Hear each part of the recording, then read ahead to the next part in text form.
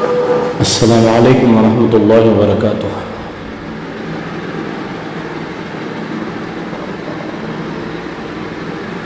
ملت کے درد مندوں سے، دانش مندوں سے، ہمارے تعلیم یافتہ لوگوں سے اور علماء اکرام سے ایک درد مندانہ اپیل کرنے کے لیے میں حاضر ہوا ہوں۔ تعلیم کی اہمیت الحمدللہ لوگوں میں پہلے سے آج بہت زیادہ بڑھی ہے، اور لوگ اپنے بچوں کو ایجوکیشن دے رہے ہیں، اسکولز کی طرف بھیج رہے ہیں، تعلیم میں آگے بڑھا رہے ہیں۔ مسلم طبقہ اس میں بہت پیچھے تھا، اس کی شکایت بھی تھی دانش مندوں کو، قوم کے ذمہ داروں کو، لیکن پہلے کی بنسبت الحمدللہ آج لوگوں میں بہت شعور آیا ہے۔ ہمارا ان پڑھ اور بیکورڈ کہا جانے والا طبقہ بھی، لیبر طبقہ بھی آج ایجوکیشن کی اہمیت کو سمجھتا ہے، اور وہ اپنے بچوں کو تعلیم دینے کو لازم سمجھ کر اپنے بچوں کو اسکول و کالجز کی طرف وہ بھیج رہے ہیں، اور وہ تعلیم میں آگے بھی بڑھ رہے ہیں۔ لیکن ایک بڑے دکھ کے ساتھ میں ایک بات کی طرف خصوصاً والدین کو اور ایجوکیشن ڈپارٹمنٹ کو،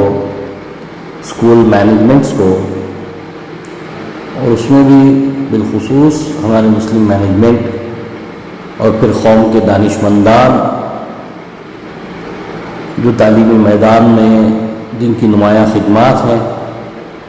اور پھر علماء اکرام سے بھی ادباً ان کو میں اس بات کی طرف متوجہ کرنا چاہتا ہوں بڑی معذرت کے ساتھ کہ آج کل جو ہمارے اسکول و کالجز کا ماحول ہے، اور یہ ماحول جو رخ اختیار کر رہا ہے، ایجوکیشن کے لیے بچے، تعلیم کے لیے اسکول و کالجز میں ہمارے بچے جاتے ہیں، لیکن تعلیم کی آڑ میں جس ماحول کا، جس کلچر کا یہ بچے شکار ہو رہے ہیں، یہ بات کسی سے پوشیدہ نہیں ہے۔ جہاں ہمارے قوم کے دانش مندان اسکول کی تعلیم کی، ایجوکیشن کی اہمیت کو اجاگر کرنے کے لیے شب و روز اپنی خدمات کو آگے بڑھا رہے ہیں، وہیں پر انہیں پر یہ لازم آتا ہے، قوم کے دانش مندوں پر، کہ وہ اسکول و کالجز کے ماحول کو بھی درست کرنے کی فکر کریں۔ یہ تعلیم گاہ ہے،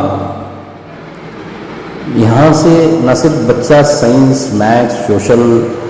یا دوسری ٹیکنیکل کورسز سیکھے، بلکہ یہاں سے بچے کو کی زندگی کا مقصد بھی سمجھ میں آئے، اس کے اخلاق بھی درست ہوں۔ پچھلے دور میں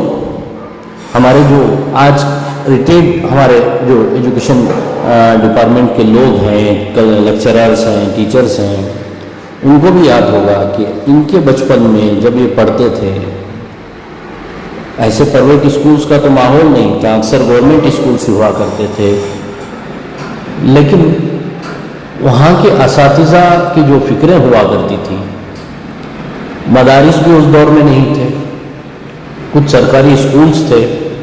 مدارس کا بھی اتنا عام ماحول نہیں تھا، علماء کی بھی قلت تھی، لیکن وہاں ان اداروں میں اور ان اساتذہ کے پاس پڑھنے والے طلباء دنیا کی تعلیم کے ساتھ ساتھ بہت ساری اخلاقی تعلیم بھی اپنے انہی اسکول اور کالجز کے ٹیچر سے ہی وہ حاصل کرتے تھے۔ آج بھی وہ اپنے ٹیچرز کا حوالہ دے کر کہتے ہیں کہ ہمارے فلاں استاد تھے، وہ الحمدللہ ہمیں ایسی باتیں سکھایا کرتے تھے، ہمیں نماز کا پابند بناتے تھے، وضو کا طریقہ انہوں نے سکھایا تھا۔ میتھس کے ٹیچر ہیں، ہندی کے ٹیچر تھے، کانڑا کے ٹیچر تھے، لیکن استاد اس قابل تھا کہ وہ بچے کی جو ہے ماڈرن ایجوکیشن کے ساتھ ساتھ اس کے اخلاق، کردار، عادت و اطوار، یہاں تک کہ مذہبی معاملے میں بھی اساتذہ رہبری کیا کرتے تھے۔ لیکن آج ان ٹیچرز کے مقابلے میں آج کے ٹیچرز کو آپ کمپیئر کریں، موازنہ کریں، ان اسکول سے مقابلے میں آج کے اسکول و کالجز کا موازنہ کریں تو یہاں معذرت کے ساتھ، معافی کے ساتھ، شاید میری بات کڑوی لگے لوگوں کو، لیکن بہت ہی کئی عرصے سے اپنے آپ کو سنبھالتے ہوئے، اپنی زبان کو بھی، لبوں کو بھی خاموش رکھتے ہوئے آج جو ہے برداشت سے باہر ہو کر کچھ ایسے واقعات سامنے آئے کہ بولنا ضروری لگا کہ اس کی طرف توجہ دلانی چاہیے۔ بچوں کو ایجوکیشن سے محروم تو نہیں کیا جا سکتا اس ماحول کو دیکھ کر، لیکن اس ماحول کی آڑ میں بچے کو آپ انجینئر بنانے کا خواب دکھاتے ہیں، لائر بنانے کا خواب دیکھ رہے ہیں، والدین اور اساتذہ ڈاکٹرز بنانے کا خواب دیکھ رہے ہیں۔ یہ بچہ لائر، انجینئر یا دیش کا ایک اچھا سپاہی یا اس کی صلاحیت سے دیش کو فائدہ پہنچے، دیش ترقی کرے، دیش کا یہ اچھا شہری بنے، یہ کوئی مجرم نہ بنے، یہ جو ہے جاہل نہ بنے، یہ فکریں الحمدللہ بہت اچھی تھی۔ لیکن ایجوکیشن کے باوجود، تعلیم کے باوجود، اس کی آپ کو تمام ڈگریوں کے باوجود اگر بچے کو اس کی زندگی کا مقصد ہی نہ سمجھ میں آئے، بچہ فحاشی میں، عیاشی میں، بے حیائی میں، ڈرگس میں کا شکار ہو جائے، پھر یہ بچہ ڈاکٹر بن کر کیا کرے گا، یہ انجینئر بن کر کیا کرے گا، یہ لائر بن کر کیا کرے گا، یہ اس منزل تک شاید پہنچ ہی نہیں پائے گا۔ کئی ایک اسٹوڈنٹس اپنے غلط عادتوں کی وجہ سے، اچھے اسٹوڈنٹس بھی تعلیم سے ادھورے ہو کر جو ہے باہر اب عیاشی کرتے پھر رہے ہیں، اب وہ کرمنل بن چکے ہیں۔ کئی ایک اسٹوڈنٹس ایسے ہیں جو پڑھے لکھے تھے لیکن اب اچھی قابلیت بھی تھی، صلاحیت بھی تھی اور اچھے اعلیٰ نمبرات سے کامیاب ہونے والے تھے، لیکن غلط صحبتوں کی جو وجہ سے، غلط ماحول کا شکار ہو کر آج وہ تعلیم سے بھی محروم ہیں، یا بن بھی گئے تو پھر ان کے اندر خود کئی ایک خامیاں، خرابیاں، بری عادتوں کا وہ شکار ہوئے، بے حیائیوں کا شکار ہوئے۔ آج ہمارے نیو جنریشن کو آپ دیکھیں کہ تعلیمی زمانے میں ہی ہائی اسکول کا معاملہ، حال ہی میں ایک بنگلور کا بھی ایک واقعہ سامنے آیا تھا کہ 9th اور 10th کے بچوں کے بیگز میں حمل وضع کرنے کی دوائیں ان کے بیگ میں پائی گئیں، پیپر کی ہیڈ لائن بھی بنی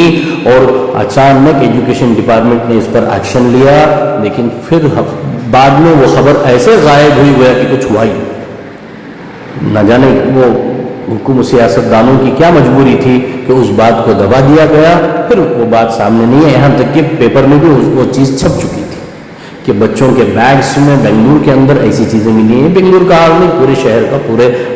پورے ہندوستان کا حال تقریباً ایسا ہی ہے کہ موبائلز کی وجہ سے اور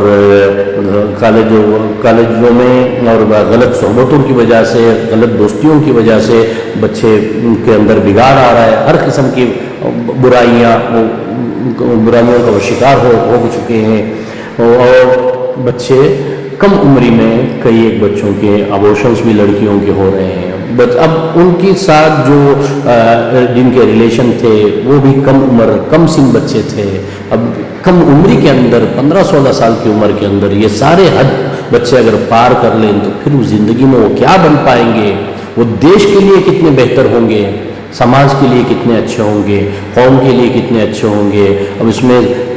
ہر قوم کے بچے ہیں، سب کی فکر ہے، اور بالخصوص جو ہے مسلم کمیٹی کو اس کے تعلق سے بہت زیادہ جو ہے فکر مند ہونے کی ضرورت ہے کہ ہمارے بچے تعلیم کی آڑ میں، ایک طرف دینی تعلیم کا نام و نشان نہیں ہے، برائے نام ہم دینی تعلیم دیتے ہیں، زیادہ سے زیادہ قرآن کہیں ختم کر لے غلط سلط تو ہم سمجھتے ہیں ہم نے شریعت کا دین کا حق ادا کر دیا۔ اب دینی عقائد کی محنت ہمیں نہیں، بچوں کے پیچھے ہم نہیں کرتے، صحیح سے مکتب بچہ نہیں جاتا، دینی تعلیم کے لیے وقت اس کے پاس نہیں ہے۔ اب دینی تعلیم کا اس قدر فقدان، پھر یہ غلط اسکول و کالجز کا ماحول، اب بچہ کیا رخ اختیار کر سکتا ہے کہ نہ ماں باپ کے لیے جو ہے اچھا فرزند بن سکتا ہے، نہ ملک و ملت کے لیے اچھا شہری بن سکتا ہے، نہ قوم کے لیے، نہ سماج کے لیے، وہ کہیں کا نہیں رہتا، وہ ناہنجارہ بن جاتا ہے۔ تو لہٰذا تعلیم کی آڑ میں جو قباحتیں، جو برائیاں پھیل رہی ہیں، خدا را دانشمندان اس پر فوری توجہ دیں ہماری نسلوں کو کی حفاظت فرمائے۔ آپ تعلیم کی تو اہمیت دلاتے ہیں، لیکن تعلیم گاہوں کو تو آپ درست کرنے کی فکر نہیں کرتے۔ یہ دوغلاپن کس لیے؟ معذرت کے ساتھ، معافی کے ساتھ میں عرض کر رہا ہوں، میری بات آپ کو کڑوی لگے، لیکن بچے تباہ ہو رہے ہیں ہماری آنکھوں کے سامنے۔ لڑکیاں ڈرگس کے عادی ہو گئے،